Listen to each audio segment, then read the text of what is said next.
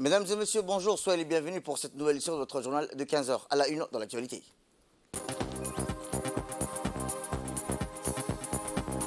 À la une dans l'actualité nationale, le président de la République, son Excellence Ismaël Merguele, a reçu le PDG de la fondation chinoise GX. Et enfin, dans l'actualité internationale, une soixantaine de migrants meurent en naufrage près des côtes italiennes. Eh bien, c'est le titre. Merci si vous nous rejoignez. Et je vous dis dans le titre, le président de la République, son Excellence Ismaël Merguele, a reçu ce matin au Palais de la République une délégation chinoise de haut niveau, conduite par le PDG de la société GX Foundation. GX Foundation est une organisation à but non lucratif à caritative chinoise établie à Hong Kong qui fournit une assistance médicale internationale ainsi qu'une assistance humanitaire de santé publique dans les différents pays. Cette fondation a pour objectif, à travers son programme pour la période stratégique 2019-2024, en vue d'éliminer la maladie de cécité causée par la cataracte, le contrôle des maladies vectorielles. Au menu de discussion, le chef de l'État et le PDG de GX Foundation, Chang Ying-yang, l'état des relations de coopération entre Djibouti et la société GX en matière d'assistance médicale. Au cours de cet entretien, il était question de l'importance des projets d'élimination de la cécité qui visent à traiter ces maladies ont pu toucher plus de 18 millions dans le monde selon l'OMS. Maintenant, écoutons l'extrait du ministre de la Santé. Cette visite est d'abord le lancement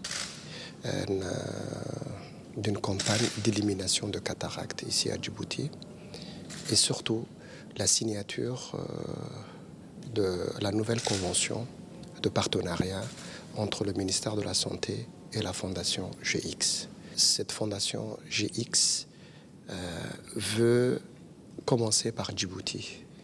Ils vont les multiplier dans d'autres régions, dans d'autres pays de l'Afrique, mais c'est Djibouti qu'ils ont choisi pour démarrer ce projet d'élimination de la cataracte. Donc c'est un projet qui est très important. Il faut comprendre également que le ministère de la Santé, nous faisons chaque année des campagnes de dépistage et de chirurgie de la cataracte dans tous les pays, avec nos propres moyens, avec nos médecins. Cette campagne avec la Fondation GX va nous permettre d'accélérer et surtout d'assécher le vivier de personnes qui ne sont pas encore opérées. Et donc, ça nous permettra, avec un rythme de 25 minutes par opération, des équipements performants et surtout un bloc opératoire mobile où on peut se mettre partout, au bord de la route, dans les régions de l'intérieur.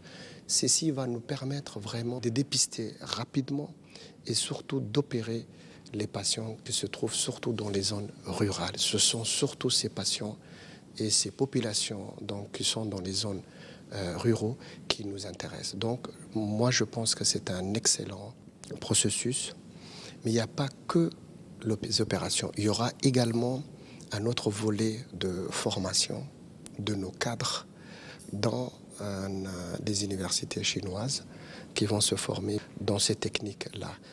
Il faut comprendre qu'on va également bifurquer vers d'autres. Nous avons également le glaucome, nous avons également d'autres pathologies qu'on peut dépister en même temps et qu'on peut essayer donc de prévenir, voire de les traiter. Et autre actualité dans ce 15 heures, je vous le disais aussi, un atelier présidé par le Premier ministre, le programme d'opération chirurgicale dédié à la population djiboutienne souffrant d'une cécité visuelle a causé la caractère de ce lancement concordant également avec le Nouvel An chinois, cette cérémonie de renouvellement d'entente entre le ministère de la Santé et le GX Foundation.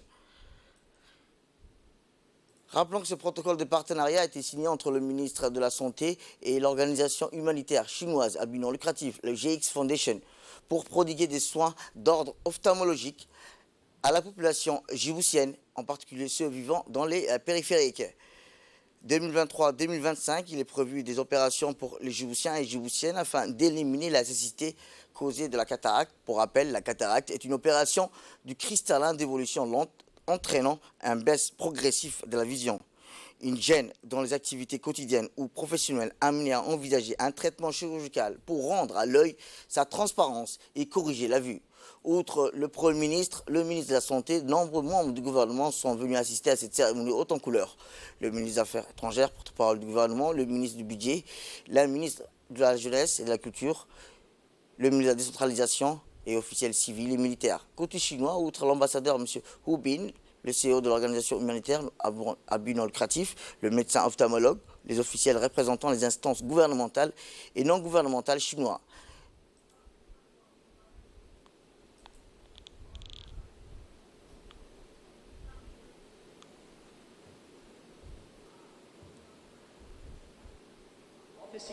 Aujourd'hui du projet de l'élimination de la cécité causée par la cataracte, organisé conjointement par le ministère de la Santé de Djibouti et la GX Foundation, marque un nouveau succès dans la coopération entre nos deux pays en matière de santé. Je suis très ravi de savoir que Djibouti est le premier pays du continent africain où ce projet se déroule. Cela démontre bien l'amitié spatiale et l'excellent partenariat entre la Chine et Djibouti. Au nom de l'ambassadeur, je tiens à exprimer mes sincères remerciements à son Excellence, Monsieur le Premier ministre, à son Excellence, Monsieur le ministre de la Santé, à tous les ministères responsables du gouvernement djiboutien pour leur soutien à ce projet. Eh bien, le ministère de la Santé a mis en œuvre une campagne similaire qui permet à beaucoup de personnes âgées de retrouver la vue et par la même occasion de retrouver son indépendance pour mener à bien sa vie professionnelle. La cérémonie qui nous réunit aujourd'hui revêt une importance capitale pour notre pays et la sous-région. Il s'agit du lancement du projet d'élimination de la cécité causée par la cataracte. Et c'est là en étroite collaboration avec la GX Foundation, qui est une organisation caritative à but non lucratif. C'est le lieu de vous rappeler que la cataracte est l'une des principales causes de cécité dans notre pays et que ces déficits visuels concernent aussi bien les enfants que les adultes du fait qu'un grand nombre de nos concitoyens, surtout au milieu rural.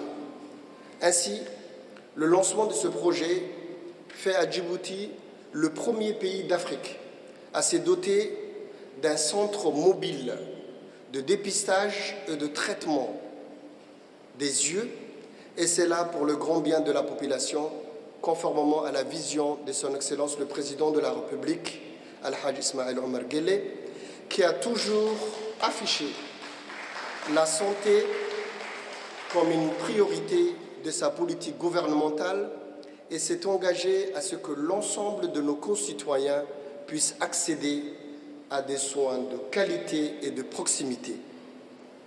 Mesdames et messieurs, la feuille de route du ministère de la Santé est de mettre en œuvre la politique de santé en assurant et en promouvant la bonne santé physique et mentale des populations.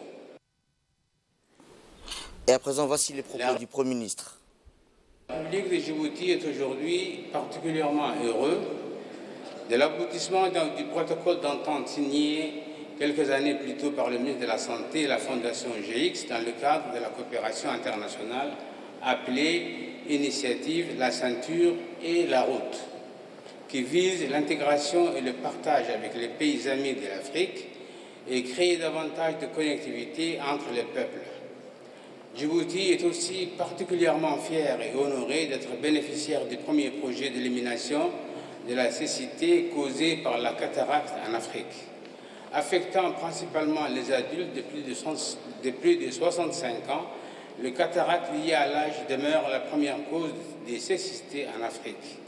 Pourtant, une bonne prise en charge appropriée, elle peut être soigneusement évitée.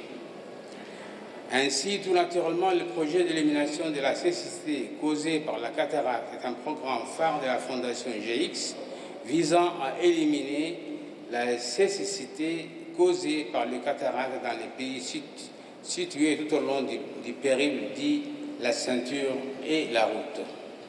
Durant la durée de ces projets phares, je reste convaincu que toutes les mesures et dispositions idoines seront prises par le ministre de la Santé et les partenaires de la partie chinoise afin de couvrir la plus large frange de la population nécessitant des interventions chirurgicales et que ces patients en ville comme dans les coins les plus reculés retrouveront la vue et une vie normale dans la dignité.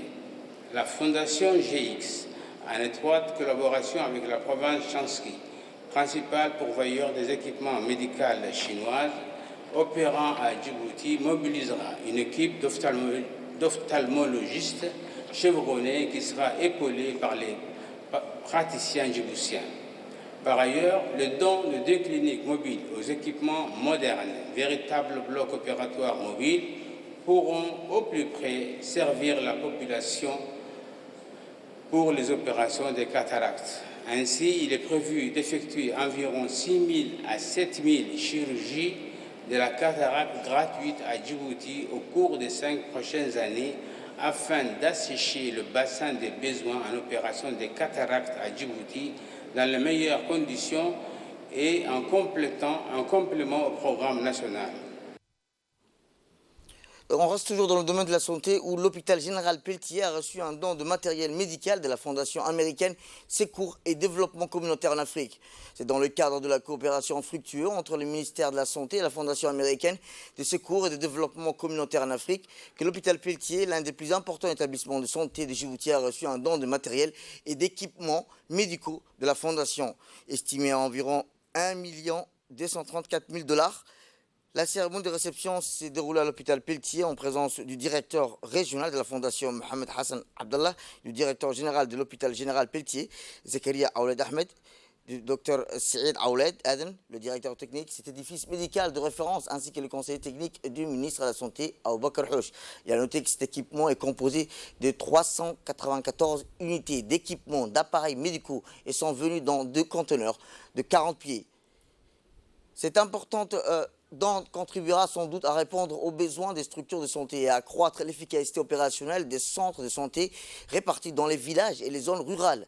Le directeur régional de la Fondation s'est engagé à poursuivre la coopération avec les différents ministères afin de suivre le rythme des efforts du gouvernement visant à améliorer les services sanitaires et sociaux fournis à la population djiboutienne.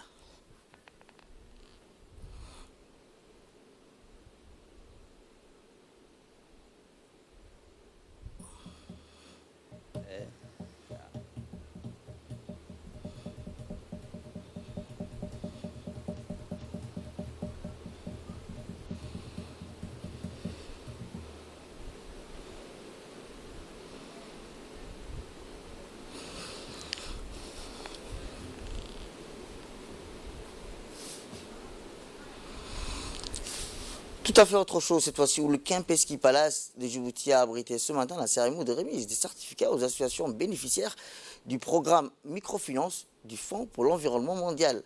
Cette cérémonie a vu la participation du secrétaire général du ministère de l'Environnement et du Développement durable, des représentants du PLUD à Djibouti, de la présidente d'IRICA, ainsi que les bénéficiaires et organisations de la société civile, associations de développement et organisations communautaires. Et à cet effet, ce programme s'inscrit dans le cadre de la 6e et 7e phase opérationnelle de l'OP6 et du programme de microfinance et du Fonds pour l'environnement mondial, dont l'un des objectifs consiste à former et encadrer 20 associations sélectionnées sur des thématiques fondamentales telles que la vie associative, l'intégration du genre dans les projets de développement, la gestion administrative financière, le suivi et évaluation des projets, la mobilisation des parties prenantes et la communication au niveau des programmes. Il a souligné que la mise en place de ces programmes s'appuie sur la conviction que la résolution efficace des problèmes et l'environnement mondial passe par la recherche des solutions locales et les actions communautaires. D'abord, elles mettent en place pour certaines des puits pour l'accès à l'eau. Elles font du reboisement dans les mangroves. Elles créent des activités génératrices de revenus, l'apiculture, les cultures maraîchères. Certaines s'occupent des kits solaires pour l'accès à l'énergie pour les populations les plus lointaines qui sont en marge donc des réseaux électriques. et j'en passe. Toutes ces actions, mesdames et messieurs, les plus modestes qu'elles soient, sont autant de pierres à l'édifice de la protection de l'environnement qui méritent d'être soulignées, valorisées et soutenues. C'est dans cette optique que le PNUD, en partenariat avec le ministère de l'Environnement et du Développement durable, à travers donc ce programme de micro-subventions qui existe à Djibouti depuis un certain nombre d'années, donc soutient ces initiatives des communautés à travers les organisations non gouvernementales qui permettent donc d'assurer des moyens de subsistance durable des populations grâce à des bénéfices globaux pour l'environnement. Et ce communiqué qui nous rappelle que l'approche de la saison du Hajj, le ministère des Affaires musulmanes et des biens Waqf annonce l'ouverture des préinscriptions pour le tirage au sort du Hajj 2023. Selon un communiqué du ministère, ces opérations ont lieu à Djibouti-Ville et dans la région de l'intérieur pour faciliter la participation des citoyens éligibles. Les préinscriptions à Djibouti-Ville se feront au siège de la direction des affaires musulmanes près du ministère des Affaires étrangères durant la période du 1er au 12 mars 2023, à part les vendredis. En ce qui concerne les régions, les préinscriptions se dérouleront au chef-lieu des préfectures. Les bureaux d'accueil seront ouverts de 8h plutôt à 16h. Les personnes intéressées doivent remplir les conditions suivantes. Être de nationalité djiboutienne, ne pas avoir effectué le Hajj au cours de l'année dernière, avoir un passeport djiboutien valide d'une année, fournir 2 photographies portraits en couleur, copie de la carte d'identité, certificat de résidence de la communauté où il est inscrit. Pour toute information supplémentaire, veuillez contacter la direction des affaires musulmanes au numéro 34 00 23.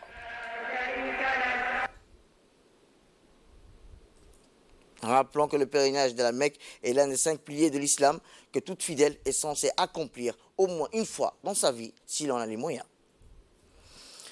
Autre actualité nationale, l'Agence nationale des systèmes d'information de l'État conduite lors d'un programme national a organisé une journée de sensibilisation au profit des étudiants d'ISCAE dans le but de promouvoir une culture de la cybersécurité. Ces programmes nationaux de sensibilisation souscrits dans la stratégie nationale de cybersécurité visent toutes les couches de la population, en particulier ceux qui sont les plus vulnérables, quotidiennement exposés aux outils numériques, mais bien souvent peu conscients des risques encourus dans leur pratique.